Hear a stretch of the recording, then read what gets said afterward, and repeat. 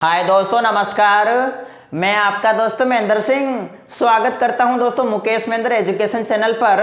और दोस्तों हमारी चल रही थी रीजनिंग, और रीजनिंग के अंदर दोस्तों जो चैप्टर था आयु संबंधी प्रश्न, यानी आयु, ठीक है, एज से रिलेटेड हम क्वेश्चन देख रहे थे। तो आज हमारा दोस्तों पार्ट नंबर रहने वाला है, थर्ड पार्ट है। जिन्होंने पार्ट 1 और पार्ट 2 नहीं देखा है तो जल्दी से देखिएगा दोस्तों, ठीक है, क्योंकि हम बेसिक से चल रहे थे एडवांस की ओर, तो इसीलिए पार्ट 1 और पार्ट 2 जरूर देखिएगा ताकि आपको अच्छे से समझ में आ जाएगा।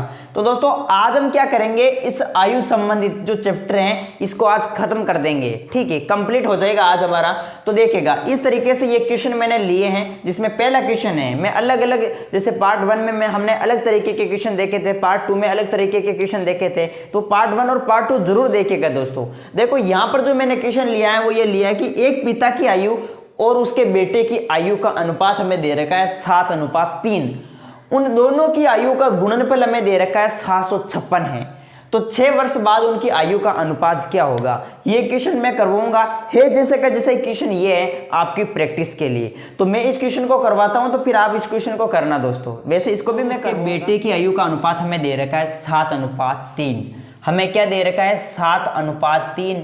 ये क्या दे रखा है, ये तो है पिताजी, क्योंकि पिताजी बड़े होते हैं, तो पिताजी और बेटा, पिताजी और बेटे के जो आयु का अनुपात है वो 7:3 है।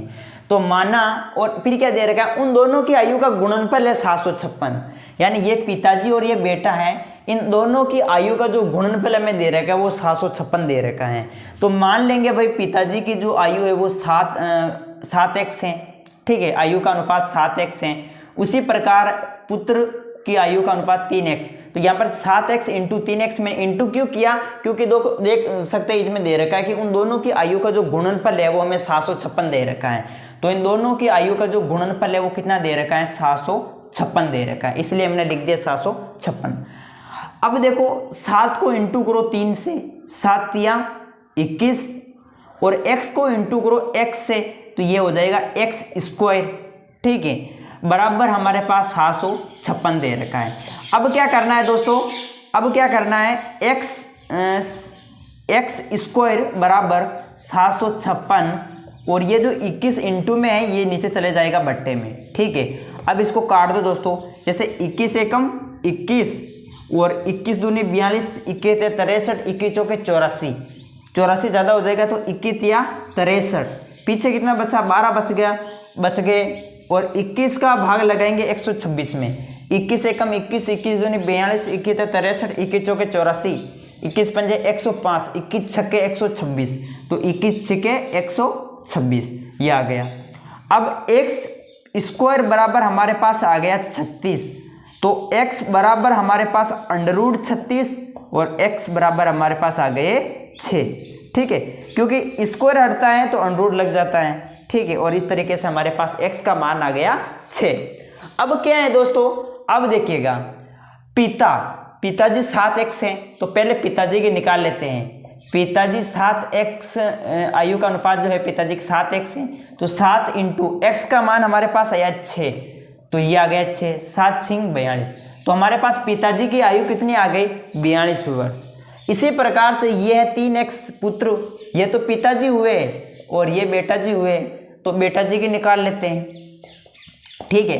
बेटा जी कितना दे रखा है 3x, तो 3 इंटू x का मान हमारे पास 6 आया, तो 6 या 18, तो ये हमारे पास आ गया दोस्तों, यानी पिताजी की जो वर्तमान आयु वो 42 वर्ष है और बेटे की वर्तमान आयु 18 वर्ष है।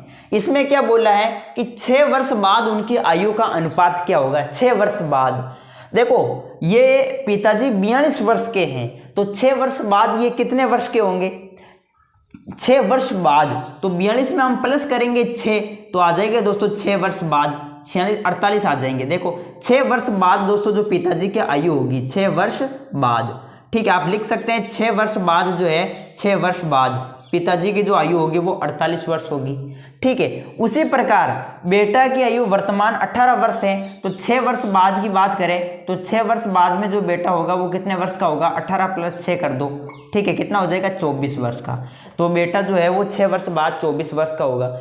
अब इसमें पूछा है कि उनकी आयु का अनुपात क्या होगा, पिताजी और पुत्र की आयु का अनुपात क्या होगा। तो दोस्तों देखो 6 वर्ष बाद आया भाई पिताजी 48, 6 वर्ष बाद पिताजी की जो आयु का अनुपात आयु जो हुई वो 48 हुई। उसी प्रकार पुत्र की 6 वर्ष बाद 24 वर्ष हुई। अब इनको काटो, 24 एकम 24 और 24 दूनी 48। ठीक है, तो आप देख सकते हैं 2:1 हमारे सामने आ गया और ऑप्शन नंबर यहाँ पर आपके सामने दे रखा है 2:1, जो कि ये राइट हो जाएगा। अब दोस्तों है जैसे का जैसे क्वेश्चन नीचे दे रखा है, अब इस क्वेश्चन को सोल्व करते हैं, आपको और अच्छे से समझ में आ जाएगा। ठीक है, ये तो आ गई बात समझ में। अब देखो दूसरा क्या दे रखा है, दूसरे क्वेश्चन को पढ़िएगा। दूसरा क्वेश्चन आपके सामने दे रखा है कि रमेश तथा सुरेश की आयु का अनुपात 4:1 है। ठीक है, और उनकी आयु का गुणनफल दे रखा है 196। तो 5 वर्ष बाद उनकी आयु का अनुपात क्या होगा? तो रमेश तथा सुरेश की आयु का अनुपात कितना है? 4:1। ये तो हो गई भाई रमेश और ये हो गया भाई सुरेश। ठीक है, रमेश और सुरेश की आयु का अनुपात कितना है? 4:1 है।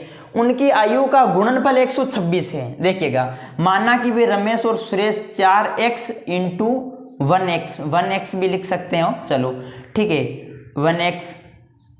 1x बराबर हमारे पास जो है गुणनफल दे रखा है 196 है। ठीक है, 196। देखिएगा 4x को इंटू की 4 को 1 से इंटू कीजिएगा 4 और x को इंटू कीजिएगा x से, तो कितने क्या हो जाएगा? x square. तो ये हमारे पास आ गए 4x स्क्वायर। ठीक है, बराबर हमारे पास 196 ये है जैसे कि जैसे x स्क्वायर बराबर 196 और बटे हुए नीचे चले जाएंगे 4। अब x स्क्वायर बराबर, देखो दोस्तों अब इसमें भाग लगाओ, 196 में 4 का भाग लगाओ, 4 चौके 16, 4 पंजे 20 ज़्यादा हो जाएगा, 4 चौके 16, पीछे कितने बचे? 3, तो 4 नमा 36। x बराबर हमारे पास आए √49 और साथे साथे 49, तो x बराबर हमारे पास क्या आ गया? 7। ठीक है, अब दोस्तों x का मान हमारे पास 7 आ गया है। तो अब देखो दोस्तों, ये तो है भाई रमेश जी, ये तो है रमेश और ये है सुरेश। ठीक है, तो रमेश की आयु निकालते सबसे पहले। रमेश बराबर 4x दे रखा है रमेश, तो 4 इंटू x का मान हमें निकाला 7, तो ये हो गया 7 चौके 28, 7 चौके 28। अब निकालते सुरेश। तो देखो दोस्तों सुरेश दे रखा है भाई, सुरेश का कितना क्या दे रखा है? देखो 1x दे रखा है, मतलब x ही है लिखो, और x का मान हमारे पास 7 आ गया। तो सुरेश जो है दोस्तों, वर्तमान आयु सुरेश की हो गई 7 वर्ष और रमेश की हो गई 28 वर्ष। अब हमें क्या पूछा है कि 5 वर्ष बाद उनकी आयु का अनुपात क्या होगा? 5 वर्ष बाद जो है, रमेश वर्तमान में 28 वर्ष का है, तो 5 वर्ष बाद आपको पता है +5 कर देंगे तो आ जाएगा दोस्तों, 28 में जोड़ो 5, 33, तो ये हमारे पास आ गए 33। कहने का मतलब है कि 5 वर्ष बाद जो है, 5 वर्ष बाद जो है वो रमेश कितने वर्ष का होगा? 33 वर्ष का, 33 साल का हो जाएगा। इसी प्रकार सुरेश जो है वो 5 वर्ष बाद कितने साल का होगा? 5 वर्ष बाद दोस्तों 7 + 5, क्योंकि 7 तो वर्तमान में है, अब इसको जोड़ते हैं, 7 और 5 कितने होते हैं? 12, तो ये हमारे पास आ गए 12। ठीक है, ये आ गए 12। तो अब बोला क्या इसमें कि उनकी आयु का अनुपात बताओ, तो आयु का अनुपात हमें बताना है। ठीक है, तो देखिएगा 5 वर्ष बाद ये रमेश तो है भाई 33, 5 वर्ष बाद रमेश 33 है अनुपात, और इधर 5 वर्ष बाद सुरेश 12 है। ठीक है, तो 12। अब क्या करो, अब देखो किसका भाग जा रहा है इसमें? 3 का जा रहा है। देखो 3 एकम 3, 3 एकम 3 और 3 चौके 12, तो हमारे पास क्या आया? 11:4। ऑप्शन में आपके सामने बी दे रखा है 11:4, ये हमारा राइट हो जाएगा दोस्तों। बिल्कुल अच्छे से आपको समझ में आ गया होगा। तो इस तरीके से ये पहला क्वेश्चन था और ये दूसरा क्वेश्चन है, आपको इस तरीके से करना है दोस्तों। ठीक है, अब दोस्तों आगे देखते हैं अगला क्वेश्चन। पंकज की जो उम्र है वो प्रिय की उम्र की दुगुनी है। ठीक है, पंकज की जो उम्र है वो प्रिय की उम्र की दुगुनी है। मान लिया जाए ये प्रिय की उम्र x है, तो पंकज की उम्र यानी प्रिय की दुगुनी है। दुगुनी का मतलब 2x। ठीक है, ऐसे पंकज की उम्र प्रिय की उम्र की दुगुनी है। ठीक है, तो हमें पता चल गया प्रिय की उम्र मान लिया जाए x है, तो पंकज की उम्र यानी इसकी दुगुनी हो जाएगी, प्रिय की दुगुनी हो जाएगी यानी 2x। यदि दोनों की उम्रों का योग 24 वर्ष है। ठीक है, अब देखो पंकज और प्रिया, इन दोनों की उम्रों का योग पूछा, योग का मतलब जोड़ना है अब इनको, और इनका योग दे रखा है 24 वर्ष है। दोनों की उम्रों का योग कितना है? 24 वर्ष हैं। तो पंकज की उम्र हमें बतानी है। तो देखिएगा दोस्तों 2x प्लस x 3x हो गए बराबर हमारे पास 24 आए। x बराबर 24 बटे हुए 3 और x बराबर तीनों आटे 24। x का मान हमारे पास आ गया 8। अब इसमें बोला है कि पंकज की उम्र बताओ। तो देखो प्रिय की उम्र क्या हो जाएगी, x के जगह रख दो दोस्तों, प्रिय की उम्र हो जाएगी 8। तो प्रिय की उम्र जो है वो 8 वर्ष है। अब पंकज की 2 इंटू x के जगह रख दो 8, ये 8 है x का मान, 2 अंटी 16। ठीक है, ये आपको समझ में आ रहा होगा। x के जगह मैंने रखा ये 8। ठीक है, 2 इंटू 8, 2 अंटी 16, यानी पंकज की जो आयु आई वो 16 वर्ष आई और प्रिया की 8 वर्ष। हमें पूछा है पंकज की उम्र, तो यहाँ पर दोस्तों ऑप्शन नंबर जो बी दे रखा है ये राइट हो जाएगा। बिल्कुल आसान सा क्वेश्चन है। अब देखो दोस्तों थोड़ा चौथा क्वेश्चन, ये अलग टाइप का क्वेश्चन है। चौथे क्वेश्चन को देखो, चौथा क्वेश्चन क्या कह रहा है। चौथा क्वेश्चन कह रहा है कि अशोक तथा प्रदीप की आयु का अनुपात हमें दे रखा है 4:3। ठीक है, 4:3 अशोक और प्रदीप। ये तो हो गया अशोक और इधर हो गया प्रदीप। अशोक और प्रदीप की आयु का अनुपात 4:3 है। 6 वर्ष बाद अशोक की आयु 26 वर्ष हो जाएगी।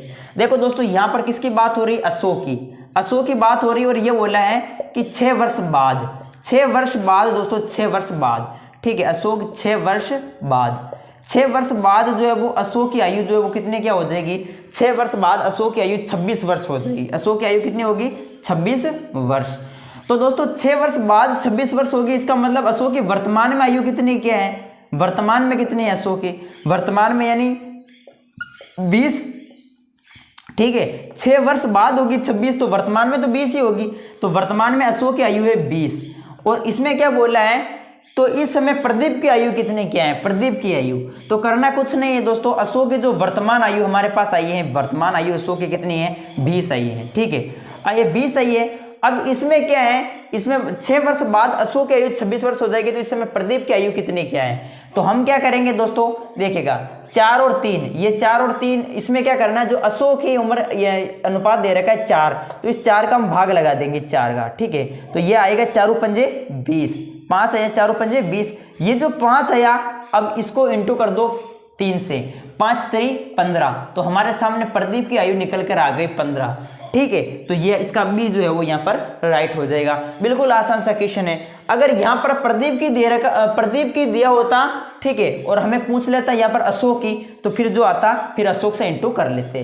तो दोस्तों ये जो प्रश्नावली है हमारी, ठीक है, आयु संबंधित, ये आज कंप्लीट होती हैं। अगर आपको अच्छा लगा है तो लाइक जरूर करिएगा और चैनल पे नए तो जरूर सब्सक्राइब करिए।